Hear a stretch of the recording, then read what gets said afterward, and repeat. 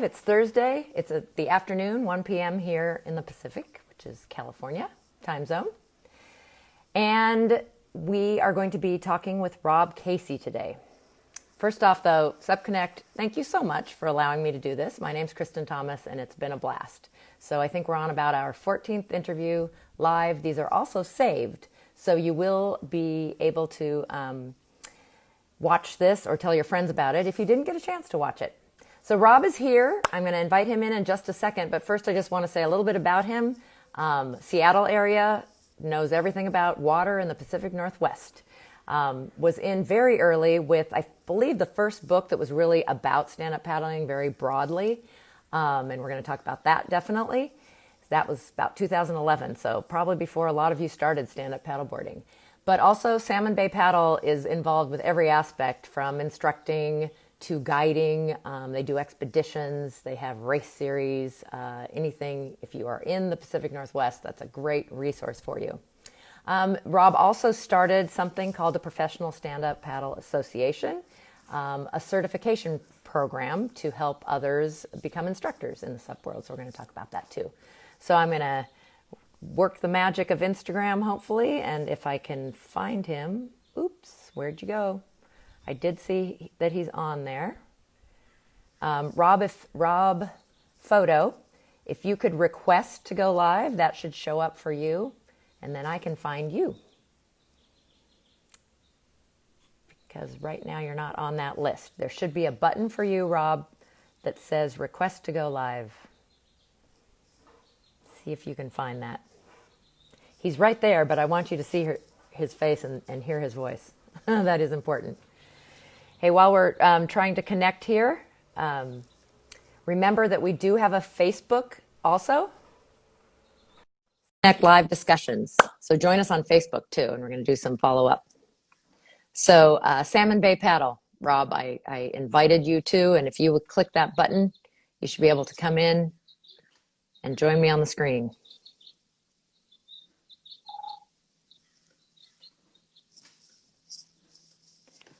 Isn't tech fun? Monster and Sea, how are you guys? Oh, that's so fun. Oh, and I think that's Rennick. Great, so we've got definitely some people from the Pacific Northwest. Well, if any of you know Rob, text him and say, through Salmon Bay Paddle, tell him to click the join button. Hi. I know Monster and Sea so well, but I actually don't know which of you is behind the actual Instagram name. Hi, Reddit. So good to see you guys, even though I can't actually see you. There we go.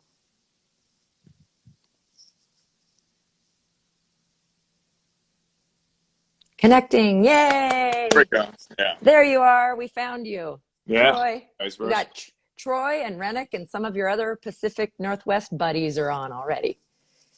Ready to chat. So you probably didn't hear, I just gave a little bit of an introduction. I did ask a question on one of the posts about if they knew what kind of wave, the picture that advertised today's event. So Joel Yang says it's a tug wave. Was he correct?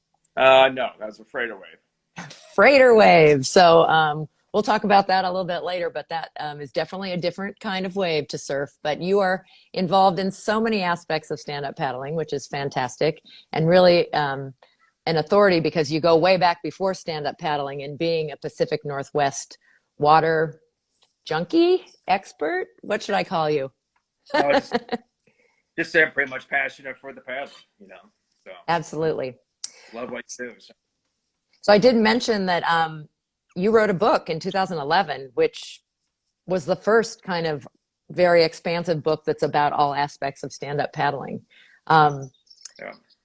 That's fantastic. I own that thing. I couldn't find it. I meant to pull it out. I hope I see it still for sale, so you can still buy it on Amazon, or maybe you have a preferred place. In that Facebook group, I put links afterwards, so I'll make sure to mention it there if anybody would like it. Excellent book. So 2011, we've seen a lot of changes and stuff. If you went back and redid it, what would you change about stand-up paddling and what you say about it now?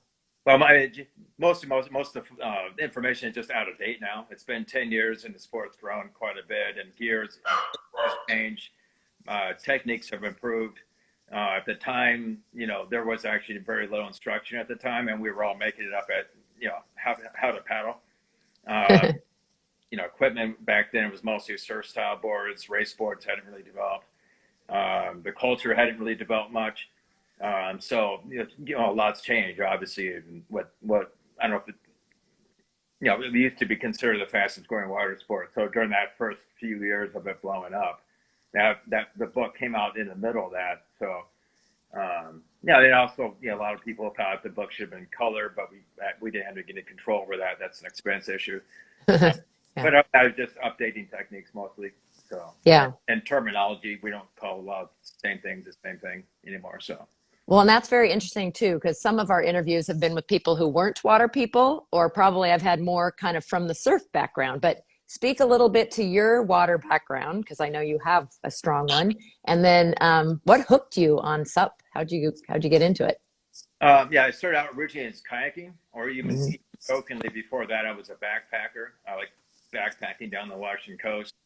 And a friend of mine and I once were going up the Washington Coast Trail that's from La Push north of there. It's a very kind of remote area, and we're backpackers, and we're trying to get to a campsite quickly, and before everyone else got.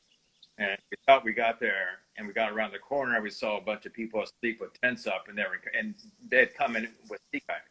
And Ah. I got me thinking, I'm not going to do this again. I'm going to do this with sea kayak. I almost blew my knee out that weekend, slipping off a rock with a backpack and all that. I'm like, there's got to be a better way to do this. So then I started getting into sea kayaking, which has a pretty strong culture up here in the Northwest. Yeah. Uh, Now it was about 99, 2000. So I Mhm. started taking classes. I'm a slow learner, so it took me a long time to figure out how to roll and do all the technical stuff that we have to deal with and stuff. Um, and then doing that, and I jumped into it. I was doing whitewater, surf kayak, touring, and all that sort of thing. And then around 2006, I began to see one or two people out on the water in Seattle on paddleboards. And it was just very That few. was early, really early, actually, And a because lot it of was in people, Hawaii then, but yeah, I mean, a lot of those people had lived in Hawaii and brought it Mhm. back. The two people I knew, that was their case. A guy named Bob Smith. He's in that case, he lived there, brought it back. So, again, immediately when I first saw it, I thought it looks kind of slow. That forward, and they're on 10-foot boards, and I'm on an 18-foot sea kayak blowing by. Like, why would you want to do that? But in time, I kind of thought I'd try it out. One motivator was I got stuck upside down in a enclosed surf kayak, Mm. almost drowned. So I couldn't get my spray skirt off. Lost my paddle, and I was taking salt water. So after that point, I was looking for open deck methods of paddling or surfing. Mm. And that led to a wave ski, which is a sit on top high performance surf kayak. Mhm. And I cut the top off of my sea kayak, so now that's like a surf ski cockpit. Like I just didn't see the purpose of being stuck in a boat. It didn't make any sense. And then SUP happened, and then I began to kind of see the benefit of that, and thought I'd give it a whirl. And knowing, 2006, 7, there was no shops around here. There was no instruction, so I started applying sea kayak technique to SUP. You know, and as they say, the rest is history at that point. Yeah. So did Yep. you also produce some books or pamphlets or something on sea kayaking also? Had you already been an author? I'd written just articles. Hmm. Sea Kayaking Magazine was around at that time. I was based in Seattle. That had since closed. Just articles basically. I started guiding for Seattle Rafting Kayak, a local shop that's now gone. I was doing some instruction and so on, but that's about it. Yeah. Uh, Well, yeah. you're very, very humble. Another uh, aspect of everything that you do that I haven't mentioned is you're a great photographer. But I chuckle because we had a hard time getting a picture of you because Yeah. you're usually behind the camera, I think.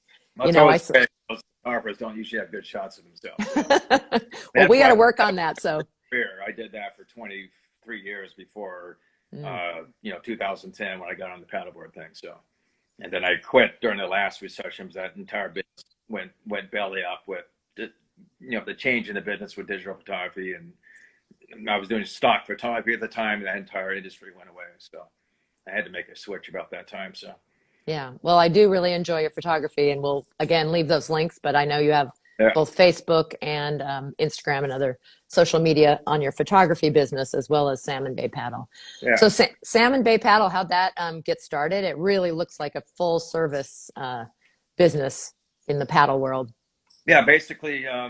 I mean, again, that was the beginning. That was the end of my photo business. 2000, the recession, the last recession. Now we're in the next recession. The last recession, 2009-ish, that industry was going down the tube. Our sales were going down. Really hard to get work. Simon and Stockside. And so I was getting burned out. I had done it since the early 90s.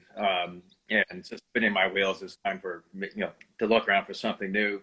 I saw a window down in paddle boarding at the time had, at least in Seattle, had no instruction, no books. There was no structure at all, really. So I thought, oh, no, that maybe I could start teaching that. And so I started out doing one-on-one lessons. I just had a blog as my webpage, basically. I had one other board, basically, so as well as one-on-one class. So, and eventually I got 2 boards, 3 boards, etc., and began to figure it out. So that was 2010 when I officially started Salmon Bay, and just went from there. And I've always preferred small classes because I'm more of an introvert personality. And also, when you get 10 or 15 people in the water, it's totally nuts. And the place we teach down here in our neighborhood of Ballard's got tidal current, waves, freshwater current, etc. So so it makes it easier to have small classes. So I kind of went with that, and charging higher rates to compensate. But anyway, so that started off. It's a summer business mostly, even though many of us now are paddling all year long and have been for a long time. The market around here, unfortunately, the majority of the business is those 3 or 4 months out, providing we have a sunny day. Even Yeah. people are sensitive to the weather. So, so the trick is what to do in the off season. Around 2013, I helped start the Professional Stand-Up Paddle Association to help Mhm. train and certify sub instructors, which at the time was kind of a need for that. It's kind of fizzled out since. So that kind of helped me get some off-season business, so to try to find that balance. Yeah. And I try to do some, Hawaii surf camps and stuff like that, but logistically it's tough and just not worth the money in the long run. So to try to go in that off season. Well, one thing that you do there that really fascinates me, just because I love that area but don't know it that well, are kind of the expedition type things. I think you do with kayak and with stand up. So maybe you could share a couple of the expedition style trips that you do in Washington or in the Pacific Northwest.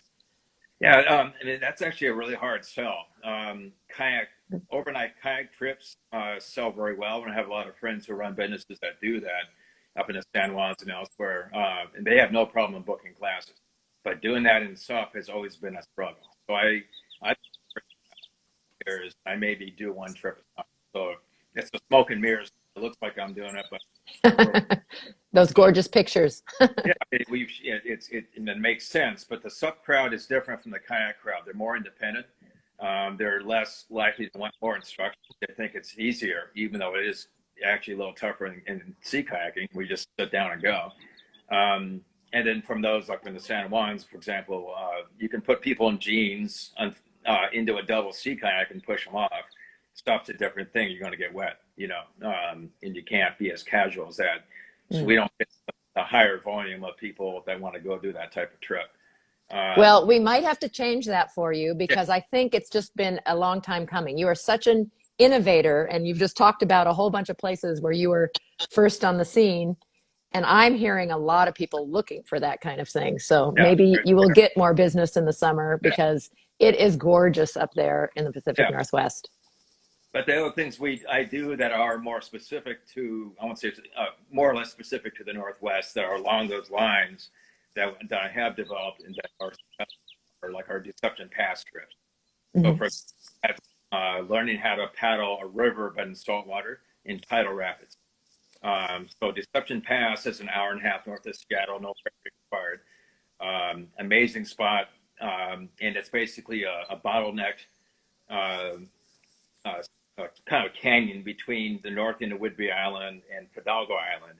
And 4 times a day, 2 floods and 2 adds, the current surges through there and becomes whitewater. It actually becomes class 3 whitewater.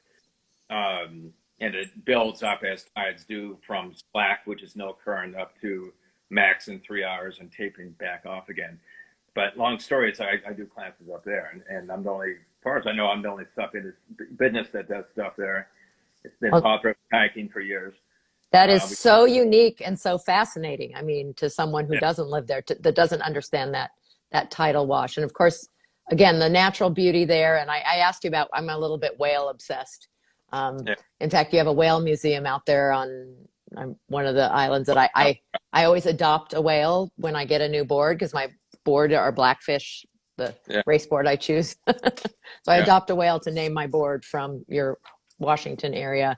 So one of these days there's going to be some orcas in your paddle.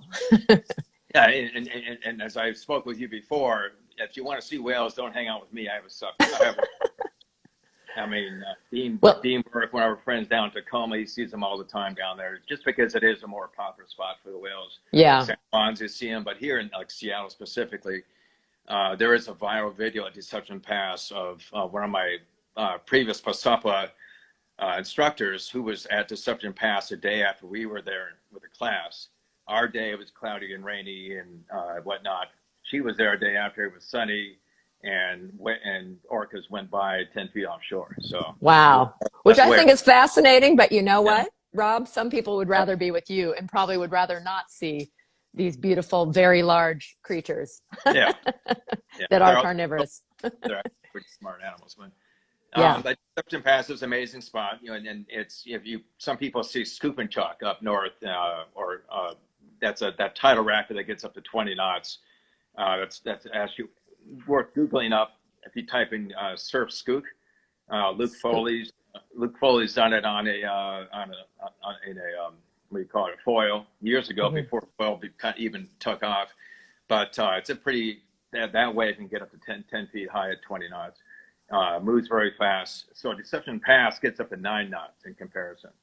But we do get standing waves and in certain conditions, or progressive waves, which is what Hood River is, where waves are pushing upstream against the current.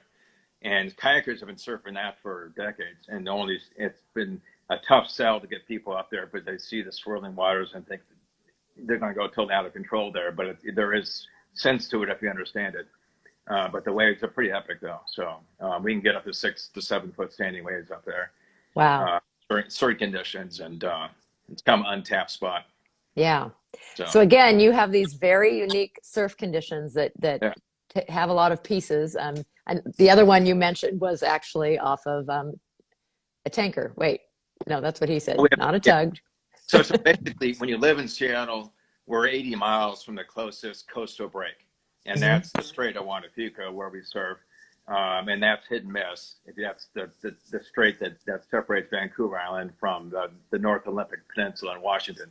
The next coast out is another 45 minutes to an hour down to Westport or La Push or something. So that's, 3 to 4 hours out for coastal, or what some people call real surf. Um, so you living in Seattle, in our area, if you want to surf regularly, people do go out there pretty, weekly.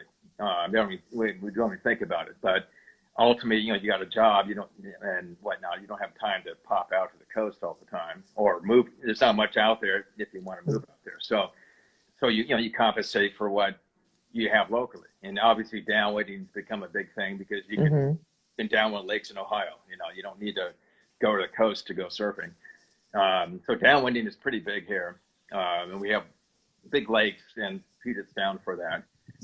But ultimately, you take advantage, if you love surfing, you take advantage of every type of surfing you can get on. Hmm. So downwinding is a given in the subculture, which has been really big. The other is, freighters. And two, two friends of mine, Mark and Todd, we were in Sea Kayaks back in 2002-ish. cruising down the sound, and then suddenly here comes this wave that's 6 foot peeling wave. And like, where did that come from? We were perplexed because there was no boat around. And then over time, we realized that there's container ships moving at 17 to 23 knots in both directions in the sound, and the boats are gone before the wave hits us. So basically, people think when we say freighter surfing, we're with the boat.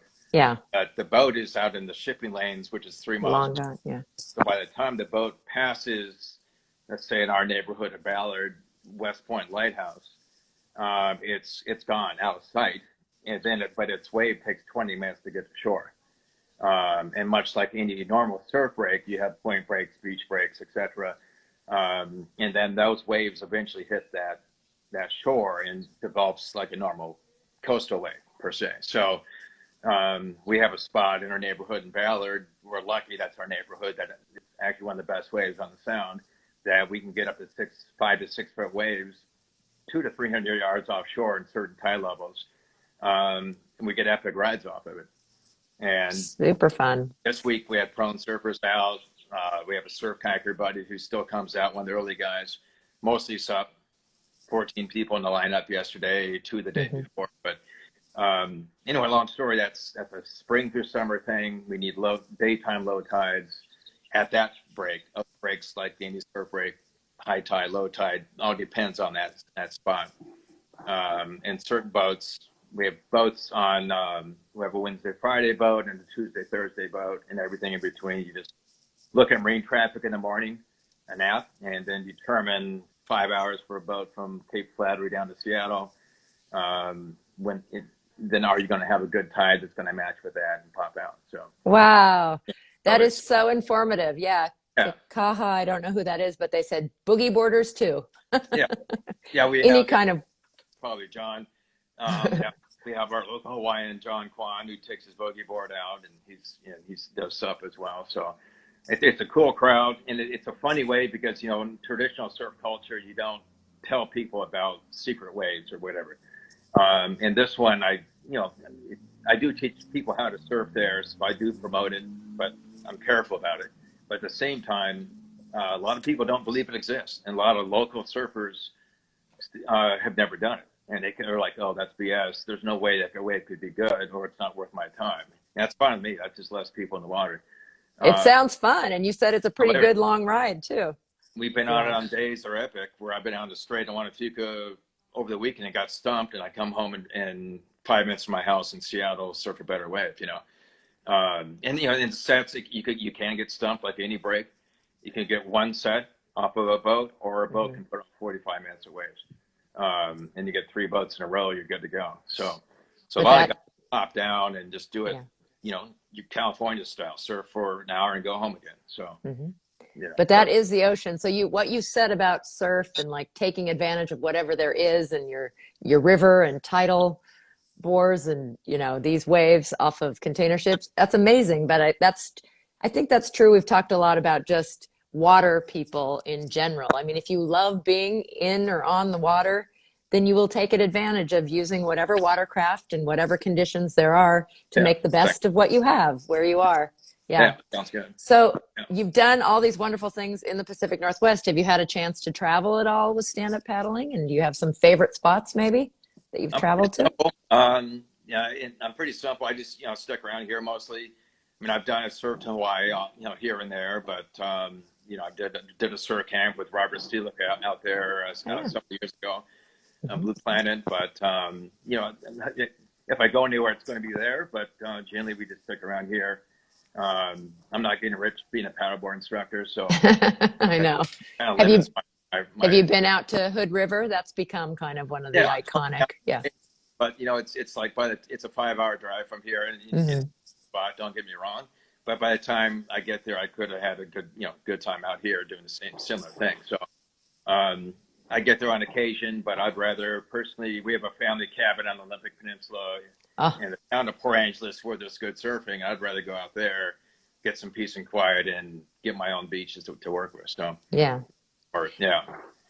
Well, I don't remember where we first met, but I know we had a lot of email exchanges when I used to be the executive director of the industry association. And you had some concerns having a background in the water about what, like you said, when you first started instructing, you couldn't find any place with certification. So I think it's fantastic that you used your knowledge and shared and developed your own association and your own, and have taught a lot of people through that. So, what were some of the things that really motivated you to do that? Like which pieces of it? Safety, I think of as something that you knew well and understood, especially from but you're the kayak and the surf side. You kind of saw both of those. Yeah. I mean, the kayaking industry or the sea kayaking world is very safety based. So I came out of that where, I mean, I even critique them now where I see sea kayakers on our impeded sound on a flat, calm 80-degree day and they have a helmet on and a dry suit. So I'm like, oh, that's too much. But then people see me and I'm wearing a life jacket, a vest life jacket all the time. They think I'm crazy and I'm too safe. So there's a balance in there. SUP industry started out being pretty loosey goosey. Mm-hmm. PFDs and leashes for a long time. I was at Hood River the summer. Andre Pombo had his accident there, which is tragic. And even Mm-hmm. after the race continued, no one was still wearing, for the most part, was not wearing leashes and PFDs. So they hadn't learned their lesson yet. So it was kind of a struggle for us to come from a more safety-based sport and then Mm-hmm. into just whatever goes. And then now 10-ish years later, JC Suda and Jeremy Riggs and those folks are wearing PFDs on the Maliko run, which I've done, and that's a fun run. It's pretty cool to see that in Hawaii, where no one ever wore PFDs or even leashes for many years. So people are learning, I think, unfortunately, trial by error. Long swims Yeah. kind of teach you a thing or two. And not So, everyone's going to do it. Everyone's going to do what they're going to do, and yeah. there's the folks who don't want to be told what to do, or too much government or whatever. But for me, with Pasapa, starting that was through the kayaking world, the certifications like ACA and BCU were the proper certifications. I thought they were too rigid. I mean, safety is great, but they were telling you how to put your hand on the paddle, and you can't pass. I won't say which one, but you can't pass a certain one of the certifications unless you can paddle a perfect circle with your hand, with their version of a forward stroke. You had to use Yeah. the version, not whatever works for you. And to me, I come, whether it's my artist background or whatever, I believe there's different ways of holding a paddle and different Mm-hmm. ways of paddling straight or doing certain techniques. And then when I teach that as well, it's the same. It's like, that doesn't work for you, here's another way, So Pasapa was partially grown, from my opinion, about creating a less rigid certification that's more fun. I actually was turned away from those, or turned off of those certifications because I just thought they were too rigid and not realistic, and not really Mm-hmm. realistic to teaching either, or running a business for that matter. And those certifications were also not teaching business either. It was just about paddling, not how do you start a business, So I also do stuff, or paddle sports business consulting on the side to help people start businesses and hopefully, avoid a lot of those mistakes I and others have made down the road. I've seen a lot of businesses start and stop because they got too big too quick or what have you. So, and this summer is not a good time to start a business. The COVID thing going on and limited groups. So I had someone who inquired to me about that, and I'm like, it's not a good year to start a business right now in this industry. Uh, Mm-hmm. and people are all stoked and they want to do it, but they just don't go there. So Pasapa, we didn't see other certifications covering business. So we had a business manual, or they do.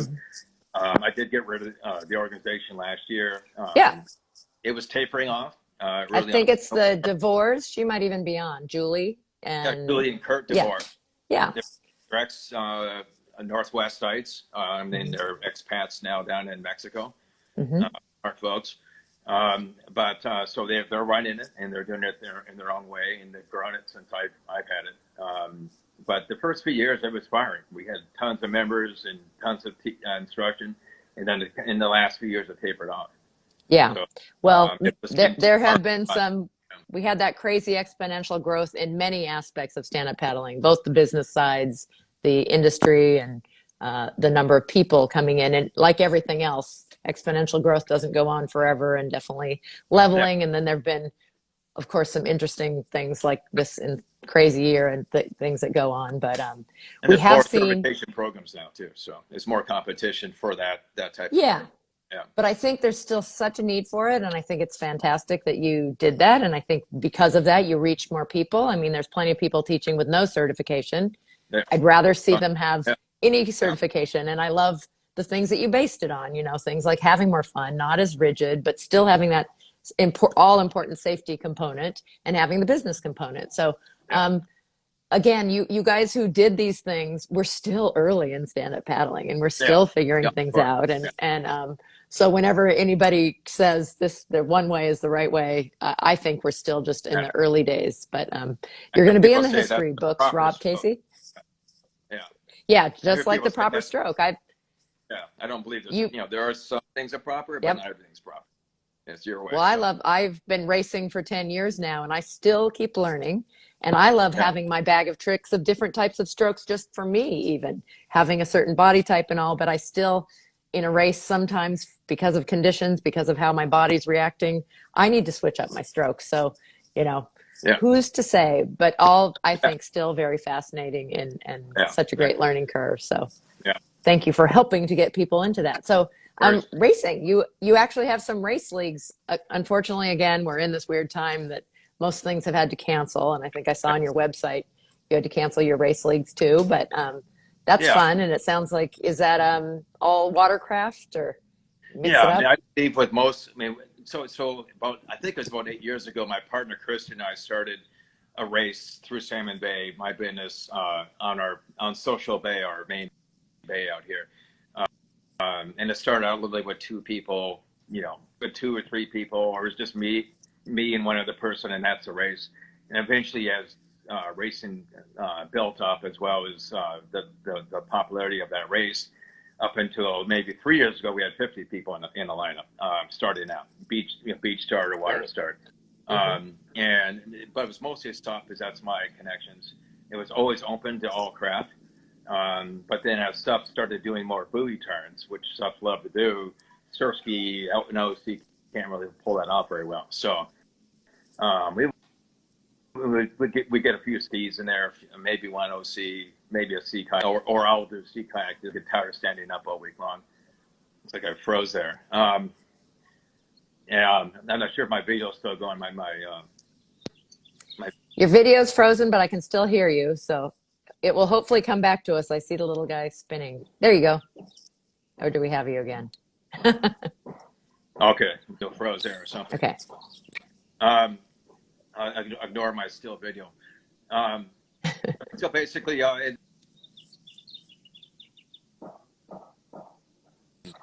we have an Elks Club on the beach. Hmm.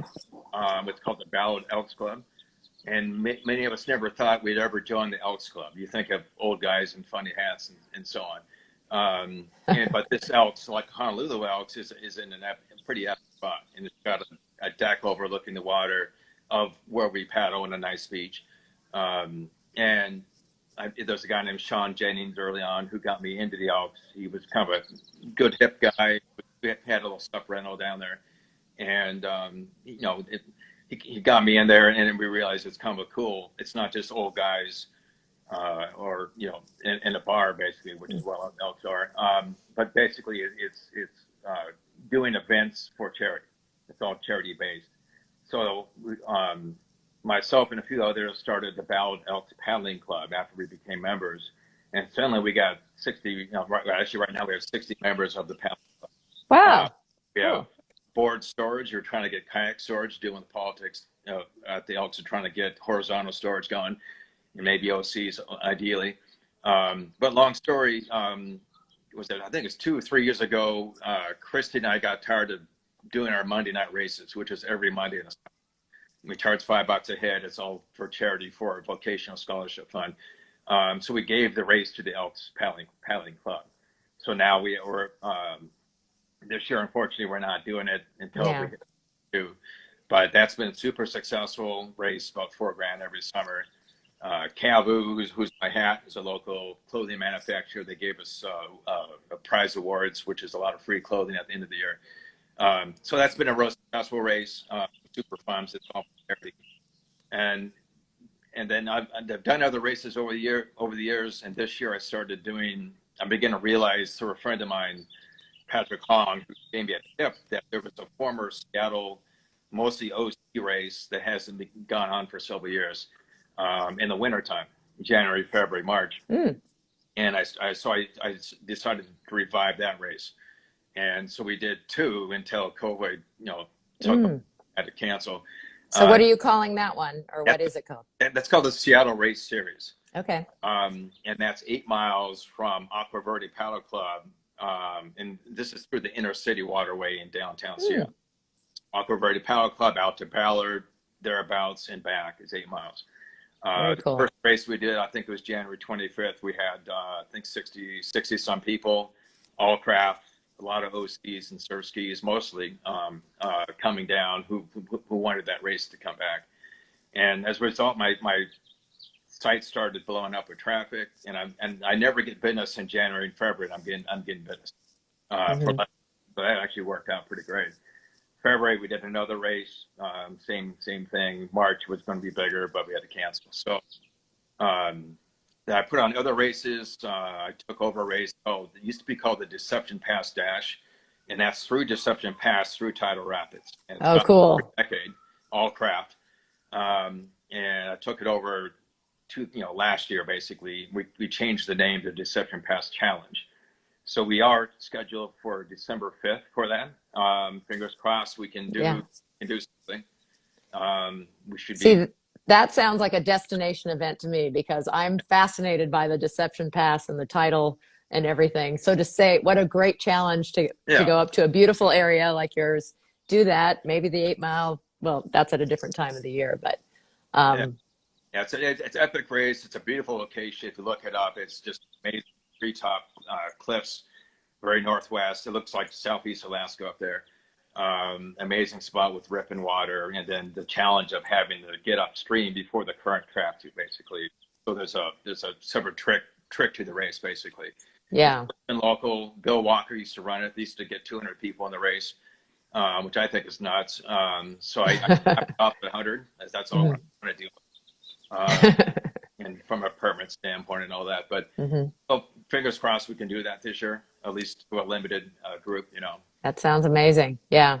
Well, it's been so great talking with you. Before we wrap up, I want to get kind of some tips from you, maybe on just like a top 3 of how to get started. SupConnect has a lot of followers who are just getting started in stand-up paddling, and you named a lot of different kinds, and maybe a little bit about, you did talk about a lot of types of paddling, but if you have any equipment, maybe suggestions too. But what about getting started? Your advice?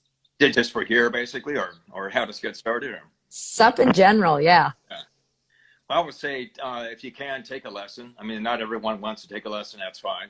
Most of my students are women, 95%, because the men just don't think they need it. But whatever works for you.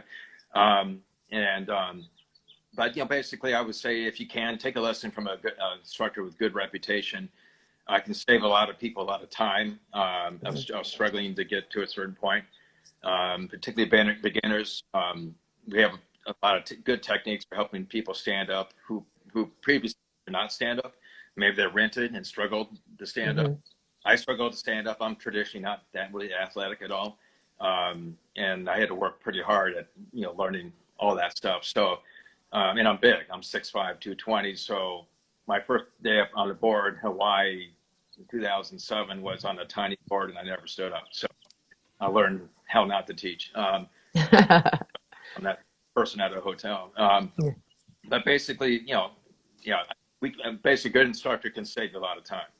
I can get 99% people standing up. I worked with people who are 400 pounds, 300 pounds, and got them up and through Deception Pass, and surfing and doing other things.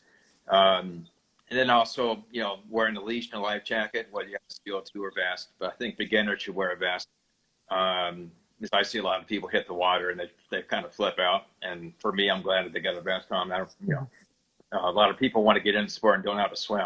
So that's interesting. So we have to That deal is with, a, yeah. when they hit the water, they don't know how to swim. So got a vest on, I don't have to worry about it. So, but and wearing a leash so you don't get separated from the board. A lot of people had long swims back, and it's not worth it. There's a lot of controversy on the leash, so we won't go down that path. But that's my 2 cents. The appropriate leash for the water that you're on, yeah, for the Yeah, conditions, I guess. yeah, yeah, yeah, exactly. It just Yeah, kind of off the board takes off. You should know how to swim and get to it, but not everyone has the time to be a in this channel swimmer out here. So, and then wearing the right clothing for the temps. yeah, Yeah, it's June, but our water is still, it's warming up here, but it's still chilly. And yesterday out freighter surfing, everyone who kind of knew what they're doing had some sort of neoprene on, whether it's a top or bottom or a full suit. Beginners showing up were shorts, and you could tell they didn't want to get wet, so they're limiting yeah. themselves. Fun. So put the suit on, you can jump in and float around and have fun. Plan So to, yeah, because you do have some icy water and hypothermia, yeah, important stuff. Yeah. How you about, can enjoy. yeah, common mistakes or things to avoid, kind of in that same frame when you're getting Yeah, I think going? like I say, wearing the safety stuff, leash and PFD. Just you don't want to be swimming for that board if you don't need to be. I think be willing to Agree. go out all year long. It's not just a summer sport. We paddle all year long. We paddle when it's snowing. It's super fun when it's snowing. Um, don't be afraid of wind and waves. The first thing I tell my beginners is we're going to go upwind, show you how to paddle upwind, and then we're going to take the free ride down with the wind at our backs. So now you see the benefit of wind. It's not a bad thing. A lot of people are scared of waves. They turn 90 degrees into a wave. You don't need to do that. You're on a surfboard. Bend your knees and just keep paddling, or turn around and surf the wave. Enjoy the wave. I think having the paddle in the right direction, and that is one of Most common. the things. Scoop. The scoop is the part of the paddle, not the backside. We don't eat our spoon with the backside of our spoon. Um, so I'd say that, and anyone can do it. A lot of people prevent themselves from learning to stop because they think they have to be in shape to do it. It's all the photos are all these, six-pack ab folks and super ripped, physical folks and the magazines, and they think, oh, you have to be in shape. And I've had students who did not sign up for several years. They thought they had to get in shape to go paddling, but paddling will get you in shape. I think that's unfortunate, yes, but Yeah, it it's can a lot, be for everyone, and it's pretty too fun. bad that we show too many of those elite end of that. But it Yeah. can also be a great health benefit too, and And as a get you in result, shape. Yeah. I wasn't traditionally an athletic person, and it helped me get in better shape. I hated the gym and repetition type things like that. And so here's an opportunity to go get in shape. One of my instructors, Joe McCluskey, was a former high school teacher, was a smoker, was in bad shape, and he's actually one of my first students. And a year or two later, I saw him he's still on his Bark Dominator, bombing down our social marina, and I didn't even recognize him, and someone said that was Joe, and he was six-pack ab and all that. He turned it Wow. into he's now a fitness trainer. So it How about that? changed his life. So Yeah. Well, you've named a lot of great things about SUP, but stand-up paddling, I mean, I know you're even bigger than stand-up and do kayak and everything, but what's your favorite part, or what do you think's the best of the many different things that are good about SUP? I think for me, it's just having a local access to something. I mean, if you have water. So for me, I love the freighter surfing. As much as I like coastal surfing, but I just you just can't get out there. I already have a boat coming now in an hour and a half. Okay, Massive cool. projects down. I've been tracking it. And tide's right. I'm going to go surf. Suit up and head out after this, and I can do that. So when the boat's gone, I can paddle around, and we have a nice low tide this summer or this week. Sorry. So you can paddle around in 2 feet water and see all the Dungeness crab below you and all the stuff, the sea life and tidal pools and stuff. So that type of access is nice. And to Yeah. get out of the city quickly and get your downtime, and not, versus, a running trail where there's always, everyone's masked or not masked, and you can get out there quick and get a pretty quick escape. So Yeah. So it is a quick yeah, escape. Well, thank you so much, Rob, for yeah, joining me that's fun. today. And SupConnect, thank you. And what a great resource. We'll be sure to put all those links in the SupConnect Live Discussions Facebook group so that if you need or want to get a hold of Rob or his book, or you're up in the Pacific Northwest or need advice, he's the man. Right. Bye. Yeah, thanks for your time. So Yeah. thanks for watching. Thank you so much. All right. Great. All right. All right. Take care. Yeah, see you.